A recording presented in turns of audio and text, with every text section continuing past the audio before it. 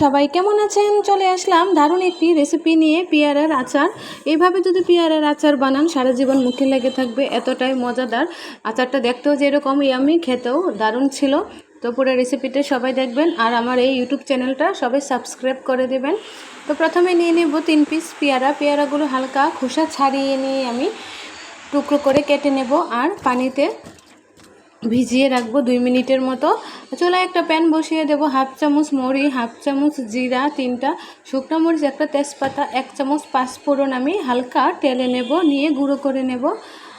আর আরেকটা প্যানে 4 চামচ সরিষার তেল দিয়ে দেব, ছোটো চামচের দিয়ে দেব সামান্য সরিষা ফোড়ন, আর টুকরো করে রাখা পেয়ারাগুলো দিয়ে দেব, সামান্য পরিমাণ হলুদের গুঁড়া, স্বাদ মতো লবণ দিয়ে সরিষার তেলে পেয়ারাগুলো ভালো করে ভেজে নেব। আর দিয়ে দেব ছোটো চামচের 4 চামচ চিনি। চিনিটা দিয়ে ভালো করে নাড়িয়ে নেব, চিনিটা গলে আসবে। আর তখন দিয়ে দেব 3 চামচের মতো সরিষা বাটা।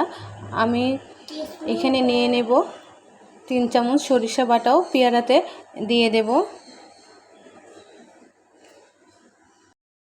এবার দিয়ে দেব তেলে রাখা জিরা, মৌরি, তেজপাতা, শুকনো মরিচ, যেটা আমি ভেজে গুঁড়ো করে রেখে দিয়েছিলাম, সেই মশলাটা উপরে ছিটিয়ে দেব। আর দিয়ে দেব চিলি সস, 2 চামচের মতো চিলি সস দেব। এটা অপশনাল, এটা নাও দিতে পারেন, চাইলে টমেটো সসও দেওয়া যাবে, আবার না দেওয়াও যাবে। তো আমি একটু চিলি সস দিয়ে দেব ঝালের জন্য।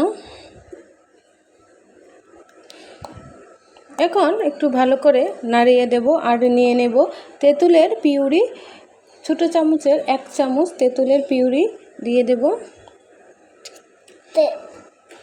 তেঁতুলটা দিয়ে আবার একটু কষিয়ে নেব।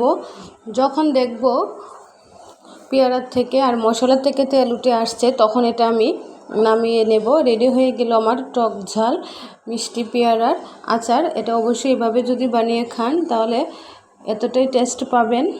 তো অবশ্যই